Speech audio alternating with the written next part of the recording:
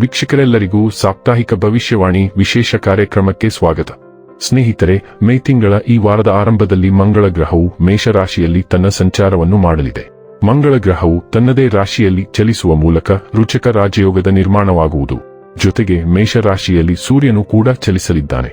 ಹಾಗಾಗಿ ಸೂರ್ಯ ಮಂಗಳನ ಸಂಯೋಗದಿಂದ ಆದಿತ್ಯ ಮಂಗಳ ಯೋಗದ ನಿರ್ಮಾಣವೂ ಕೂಡ ಆಗಲಿದೆ. ಜ್ಯೋತಿಷ್ಯ ಶಾಸ್ತ್ರದಲ್ಲಿ ಈ ಎರಡು ರಾಜಯೋಗಗಳನ್ನು ಬಹಳ ಶಕ್ತಿಶಾಲಿಯಾದ ಯೋಗಗಳು ಎಂದು ಕರೆಯಲಾಗುತ್ತದೆ. ಮೇ 11ರಿಂದ ಮೇ 17ರವರೆಗಿನ ವೃಶ್ಚಿಕ ರಾಶಿಯವರ ಭವಿಷ್ಯವನ್ನು ತಿಳಿದುಕೊಳ್ಳೋಣ. ಈ ವಾರ ವೃಶ್ಚಿಕ ರಾಶಿಯವರ ಫಲಾಫಲಗಳೇನು, ಗ್ರಹಗತಿಗಳು ಹೇಗಿರಲಿವೆ, ಕೌಟುಂಬಿಕ ಸಾಮಾಜಿಕ ಜೀವನ ಹಾಗೂ ವ್ಯಾಪಾರ ವಹಿವಾಟು ಹೇಗೆ ನಡೆಯಲಿದೆ, ಅಲ್ಲದೆ ಯಾವೆಲ್ಲ ಸಮಸ್ಯೆಗಳು ನಿಮ್ಮನ್ನು ಈ ಸಾಪ್ತಾಹಿಕದಲ್ಲಿ ಕಾಡಲಿವೆ, ಅವುಗಳಿಗೆ ಪರಿಹಾರಗಳೇನು ಎಂಬುದನ್ನು ತಿಳಿಯಲು ಈ ವಿಡಿಯೋವನ್ನು ಸಂಪೂರ್ಣವಾಗಿ ವೀಕ್ಷಿಸಿ. ನೀವಿನ್ನೂ ನಮ್ಮ ಚಾನೆಲ್ ಸಬ್ಸ್ಕ್ರೈಬ್ ಮಾಡದೇ ಇದ್ದರೆ ಕೂಡಲೇ ನಮ್ಮ ಚಾನೆಲ್ ಸಬ್ಸ್ಕ್ರೈಬ್ ಮಾಡಿ. ಹೆಚ್ಚಿನ ವಿಡಿಯೋ ಅಪ್ಡೇಟ್ಗಾಗಿ ಪಕ್ಕದ ಬೆಲ್ ಐಕಾನ್ ಬಟನ್ ಕ್ಲಿಕ್ ಮಾಡಿ. ವಂಶ ಪಾರಂಪರ್ಯ ಜ್ಯೋತಿಷ್ಯರು ನಂಬರ್ 1 ವಶೀಕರಣ ಸ್ಪೆಷಲಿಸ್ಟ್. ವೃತ್ತಿ, ಉದ್ಯೋಗ, ಮದುವೆ, ಹಣಕಾಸಿನ ಸಮಸ್ಯೆ, ವ್ಯಾಪಾರ, ಆರೋಗ್ಯ ಸಮಸ್ಯೆಗಳಿಗೆ ಫೋನಿನ ಮೂಲಕ ಪರಿಹಾರ. ಇಂದೇ ಕರೆ ಮಾಡಿ.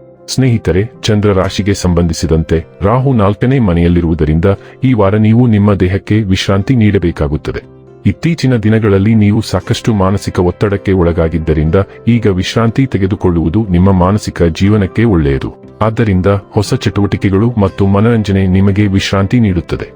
ಈ ವಾರ ನಿಮ್ಮನ್ನು ಆಕರ್ಷಿಸುತ್ತಿರುವಂತಹ ಎಲ್ಲಾ ಹೂಡಿಕೆ ಯೋಜನೆಗಳ ಬಗ್ಗೆ ಅವಸರಪಡೆ ಅವುಗಳನ್ನು ನಿಧಾನವಾಗಿ ಆಳವಾಗಿ ತಿಳಿಯಲು ಪ್ರಯತ್ನಿಸಿ. ಏಕೆಂದರೆ ನಿಮಗಾಗಿ ಈಗ ಯಾವುದೇ ಹೆಜ್ಜೆ ಹಾಕುವುದು ಆರ್ಥಿಕವಾಗಿ ಹಾನಿಕಾರಕವಾಗಬಹುದು. ಆದ್ದರಿಂದ ಯಾವುದೇ ನಿರ್ಧಾರವನ್ನು ತಲುಪುವ ಮೊದಲು ಖಂಡಿತವಾಗಿಯೂ ತಜ್ಞರ ಸಲಹೆಯನ್ನು ಪಡೆದುಕೊಳ್ಳಿ. ಚಂದ್ರ ರಾಶಿಗೆ ಸಂಬಂಧಿಸಿದಂತೆ ಶನಿ 5ನೇ ಮನೆಯಲ್ಲಿರುವುದರಿಂದ ಈ ವಾರ ಕೆಲವು ದೇಶೀಯ ವಿಷಯಗಳಲ್ಲಿ ಕೆಲವು ಸಣ್ಣ ಪುಟ್ಟ ಸಮಸ್ಯೆಗಳು ಉದ್ಭವಿಸುತ್ತಲೇ ಇರುತ್ತವೆ. ಅಂತಹ ಪರಿಸ್ಥಿತಿಯಲ್ಲಿ ಕುಟುಂಬ ಶಾಂತಿಯನ್ನು ಕಾಪಾಡಿಕೊಳ್ಳಲು ನೀವು ಅಗತ್ಯವಾದ ಸಾಮರಸ್ಯವನ್ನು ಹೊಂದಿರಬೇಕು. ಈ ಸಮಯದಲ್ಲಿ ಕುಟುಂಬ ಸದಸ್ಯರಿಗೆ ಏನಾದರೂ ಹೇಳುವಾಗ ನಿಮ್ಮ ಪದಗಳನ್ನು ಬಹಳ ಚಿಂತನಶೀಲವಾಗಿ ಆರಿಸಿ. ಈ ವಾರ ನಿಮ್ಮ ವೃತ್ತಿ ಜೀವನದಲ್ಲಿ ಬೆಳವಣಿಗೆ ಪಡೆಯಲು ಯಾವುದೇ ಕೆಲಸ ಅಥವಾ ಯೋಜನೆಯಲ್ಲಿ ನಿಮ್ಮ ಕೈ ಹಾಕಬಹುದು. ಅಂತಹ ಪರಿಸ್ಥಿತಿಯಲ್ಲಿ ಇದಕ್ಕೆ ಸಂಬಂಧಿಸಿದ ಯಾವುದೇ ಹೆಜ್ಜೆಯನ್ನು ತೆಗೆದುಕೊಳ್ಳುವ ಮೊದಲು ಅದರ ಬಗ್ಗೆ ಸರಿಯಾಗಿ ವಿಚಾರಿಸುವ ಅಗತ್ಯವಿದೆ. ಇದಕ್ಕಾಗಿ ಅಗತ್ಯವಿದ್ದರೆ ನಿಮ್ಮ ಹಿರಿಯದ ಸಹಾಯವನ್ನು ಸಹ ಪಡೆದುಕೊಳ್ಳಬಹುದು. ಇಂಜಿನಿಯರಿಂಗ್, ಲಾ ಮತ್ತು ಮೆಡಿಕಲ್ ಕ್ಷೇತ್ರದಲ್ಲಿ ಅಧ್ಯಯನ ಮಾಡುತ್ತಿರುವ ವಿದ್ಯಾರ್ಥಿಗಳಿಗೆ ಈ ವಾರವು ಸಮಸ್ಯೆಗಳಿಂದ ತುಂಬಿರಬಹುದು. ಏಕೆಂದರೆ ಈ ಸಮಯದಲ್ಲಿ ಸರಿಯಾದ ನಿರ್ಧಾರ ತೆಗೆದುಕೊಳ್ಳಲು ಅವರು ತೊಂದರೆಗೊಳಗಾಗಬಹುದು. ತಮ್ಮ ಪ್ರದರ್ಶನದಲ್ಲಿ ಕೊರತೆಯ ಕಾರಣದಿಂದಾಗಿ ಇತರ ಮುಂದೆ ಅವರು ಮುಜುಗರವನ್ನು ಎದುರಿಸಬೇಕಾಗಬಹುದು. ಈ ವಾರ ನಿಮ್ಮ ದೈನಂದಿನ ಜೀವನದಲ್ಲಿ ಶಕ್ತಿಯು ಉತ್ತುಂಗಕ್ಕೇರಿದಾಗ ನೀವು ಗೋಡೆಯ ಕುಳಿಯಲ್ಲಿ ಸಿಲುಕಿರುವಂತೆ ಭಾಸವಾಗುತ್ತದೆ. ಮಂಗಳ ಗ್ರಹಕ್ಕೆ ಕ್ರಿಯೆಯ ಅಗತ್ಯವಿರುವುದರಿಂದ ದೈನಂದಿನ ಜೀವನ, ಕೆಲಸ ಮತ್ತು ಅಭ್ಯಾಸಗಳು ಬದಲಾಗಲಿವೆ. ಕೆಲಸದಲ್ಲಿ ನಿಮಗೆ ಸಣ್ಣ ಯೋಜನೆಗಳು ಇರುತ್ತವೆ, ಇವುಗಳಿಗೆ ಹೆಚ್ಚಿನ ವಿವರಗಳು ಬೇಕಾಗುತ್ತವೆ ಮತ್ತು ಅದು ಶಕ್ತಿಯನ್ನು ಬರಿದು ಮಾಡುತ್ತದೆ.